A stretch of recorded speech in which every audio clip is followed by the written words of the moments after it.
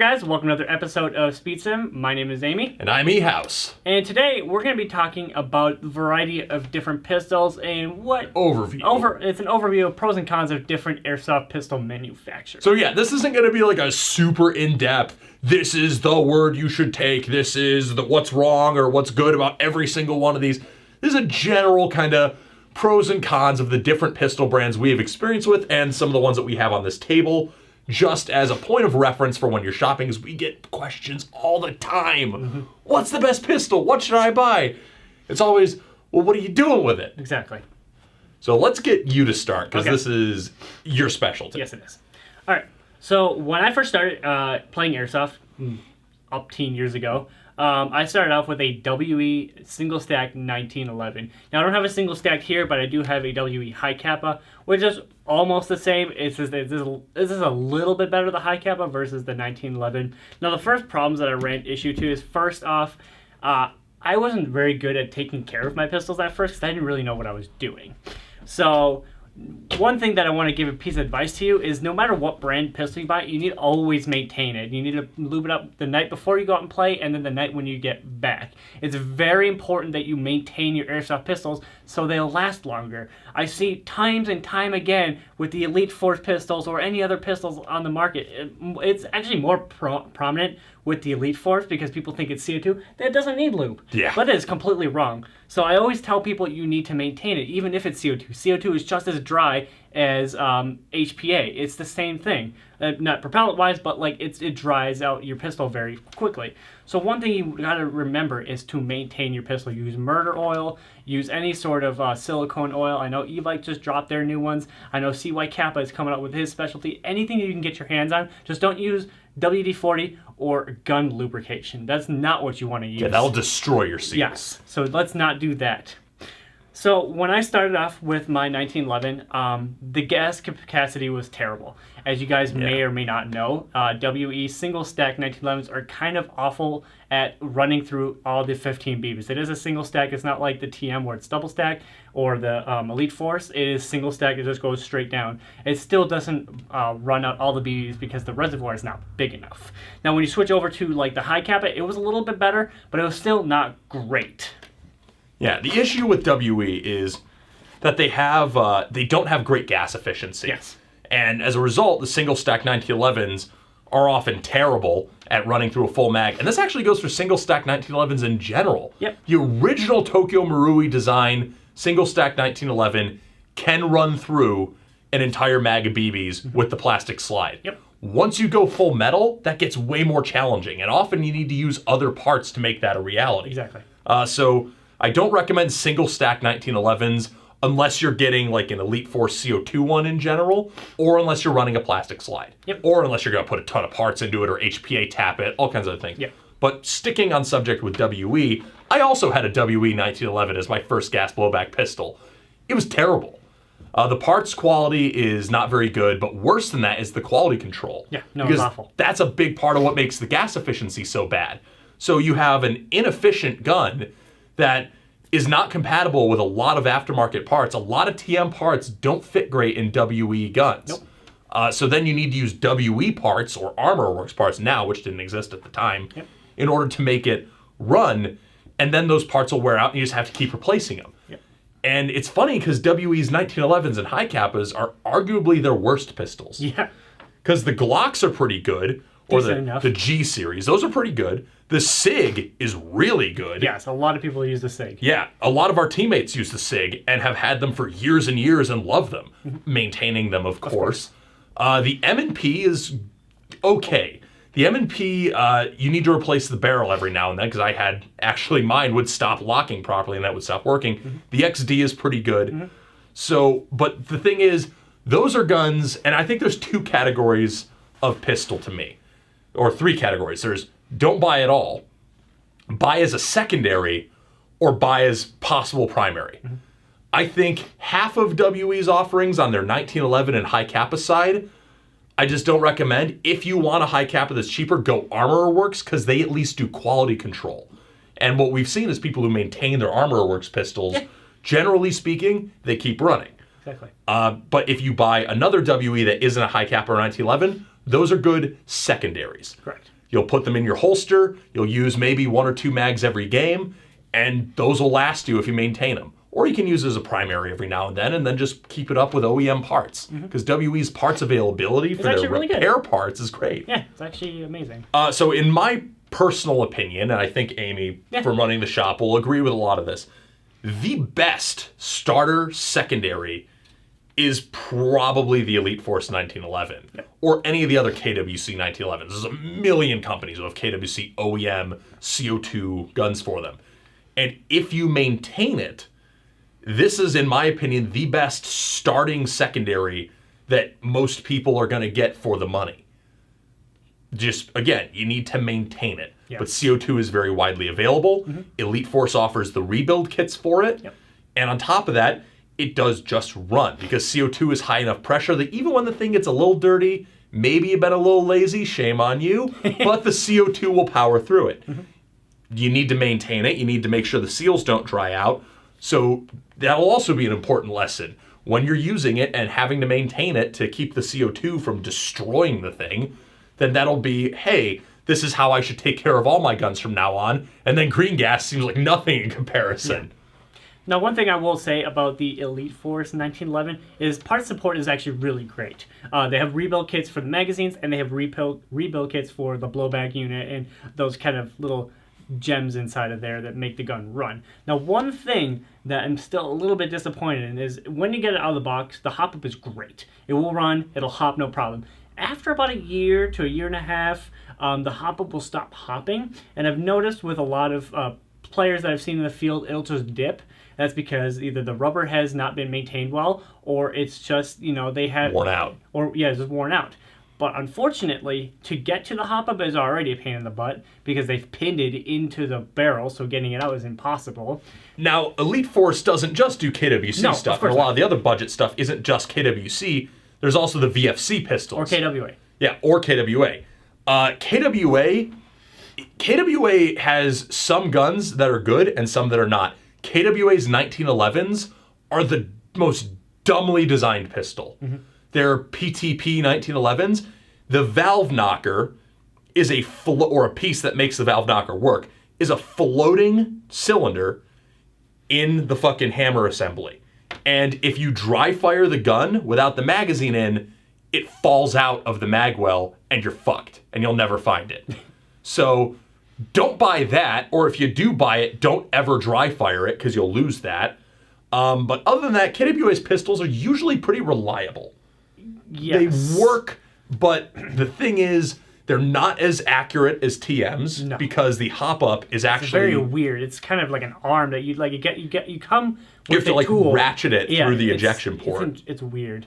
I don't know why. It's a ball bearing that actually puts pressure on the hop up bucking. So it's inherently a kind of less accurate system because TMs have that nice little spacer that presses down. Yeah, it's nice and wide, and you can put eye keys in it. You can buy a whole bunch of... there's a plethora of parts out there that you can make the hop-up run better. Now, the problem with KWA is, unfortunately, part support is terrible.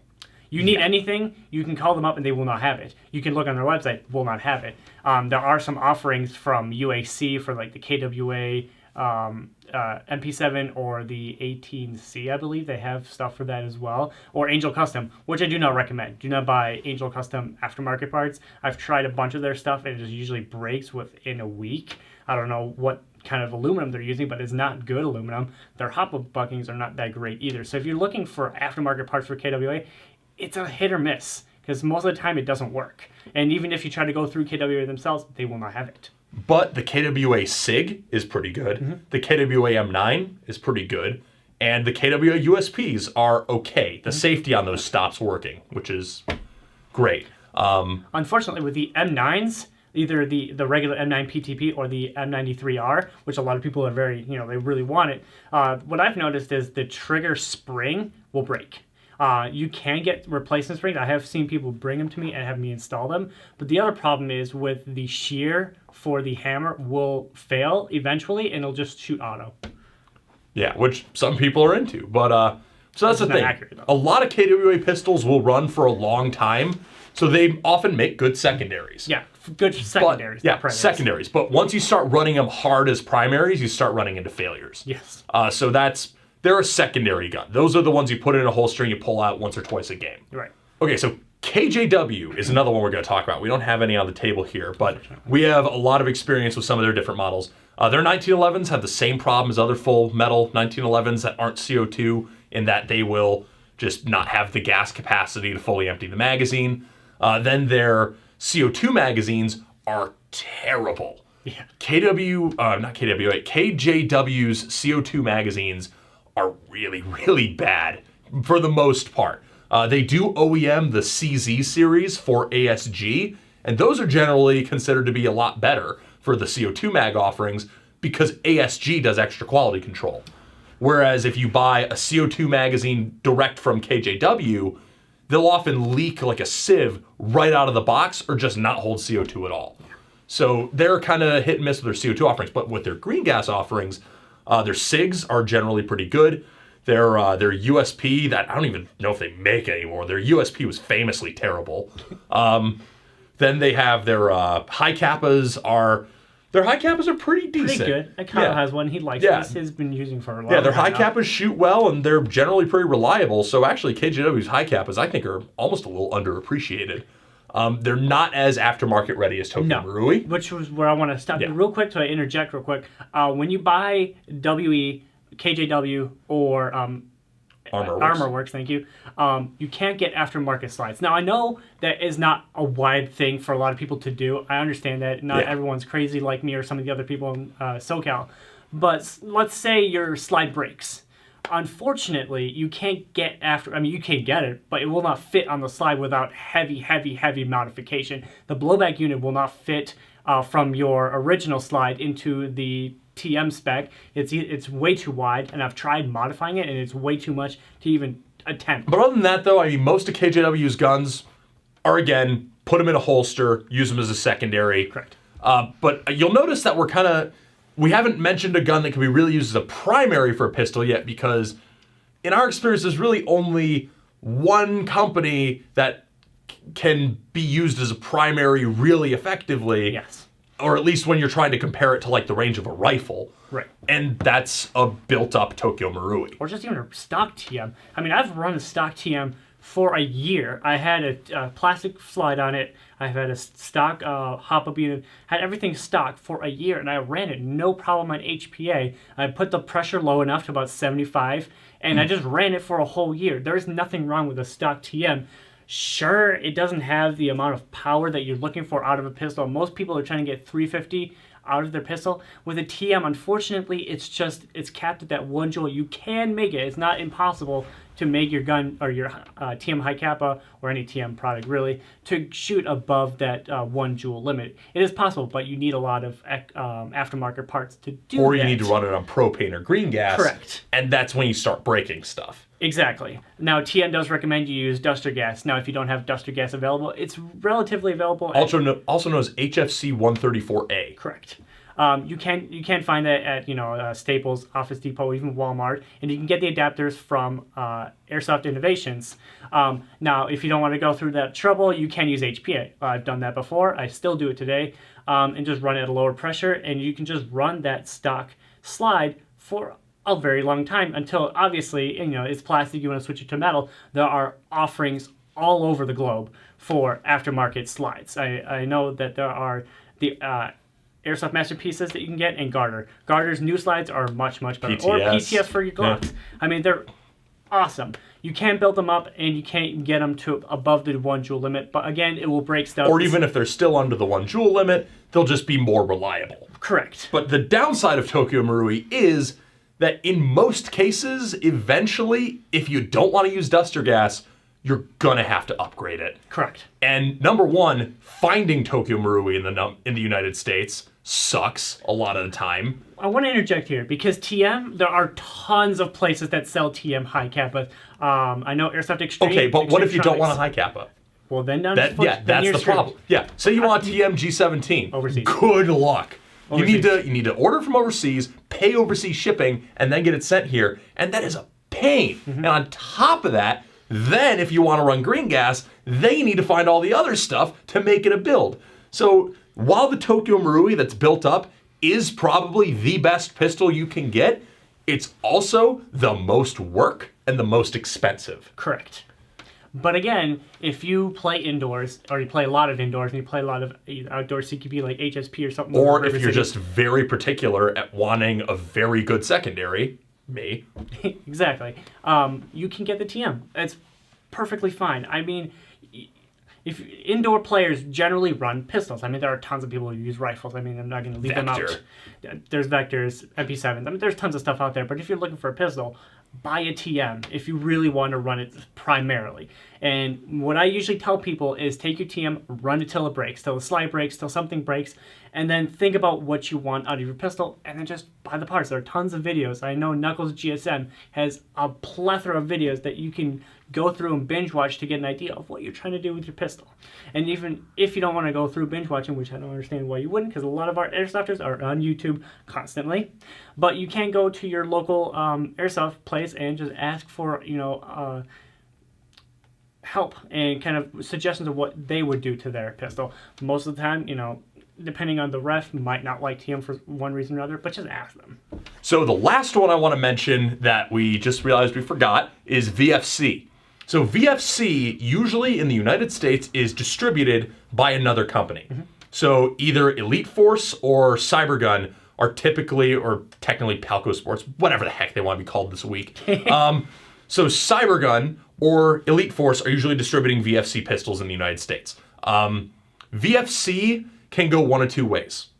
VFC can either be really good with good parts support, usually from Elite Force. Yep. Or VFC can be not very good with not very good parts support from Cybergun or from ordering it overseas. Yep. Because from what I've seen, like the PPQ from Elite Force, yes, the VP9, let's do a tale of two pistols here. We have the Elite Force PPQ from Elite Force, OEM'd by VFC, and we have the M&P from Cybergun, also OEM'd by VFC. You want to know what the difference between those two guns is? The PPQ has gone through a lot of generational changes as it has continued to be made, and you can buy the parts for it, or you can contact Elite Force to get the parts. The M&P or the FNX 45 that I have owned, and the M&P that one of our other teammates has owned, if something breaks, you're screwed. Yeah. There's no parts for it. They're not available anywhere. I tried reaching out to Cybergun for parts. They didn't answer. So you're screwed. So I would recommend not buying a VFC if someone's not going to be distributing the parts for it in your area. You can go overseas to find some of the parts for them, but I can't recommend VFC pistols unless someone is distributing parts, because pistols break, stuff wears out. And VFC also has kind of a dumb design where they have a spring that retains their hop-up and inner barrel with their outer barrel, and that spring breaks because it's tiny and stupid and really dumb. But guess what? You can't find it. You can't buy it because Cybergun won't distribute it in the United States.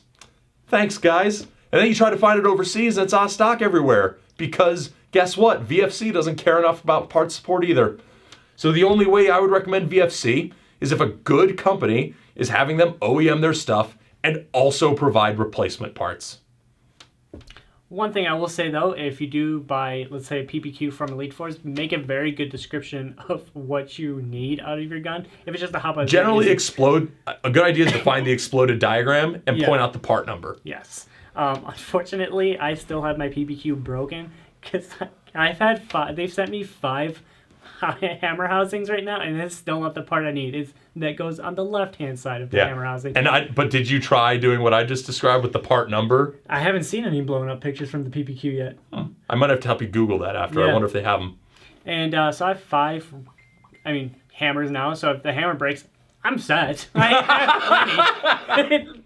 I just need the valve knock reset. That's all I need. And of course, that makes people very nervous about the upcoming Elite Force Glocks. Yes.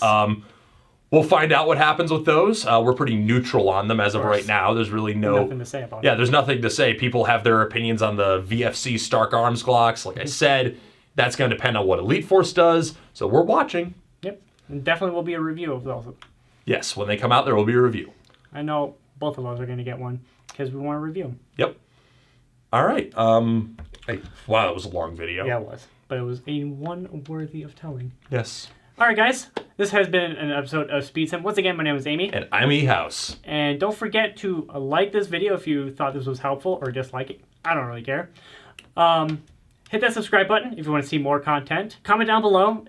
Let us know what your favorite sidearm is and what brand you typically buy from. And don't forget, we do have patches out. Now, this one you can't get because this is our personal patch, but we do have patches for sale. Yes, we have other patches for sale. Other patches you can buy. Correct. All right, so that was SpeedSim. Peace. See ya. Thank you for watching this video from Gun Gamers. We hope you enjoyed watching it as much as we enjoyed making it. If you want to see more content from us, hit that subscribe button. And if you want to help support the channel, be sure to click the link below to buy a patch. Praise Judy.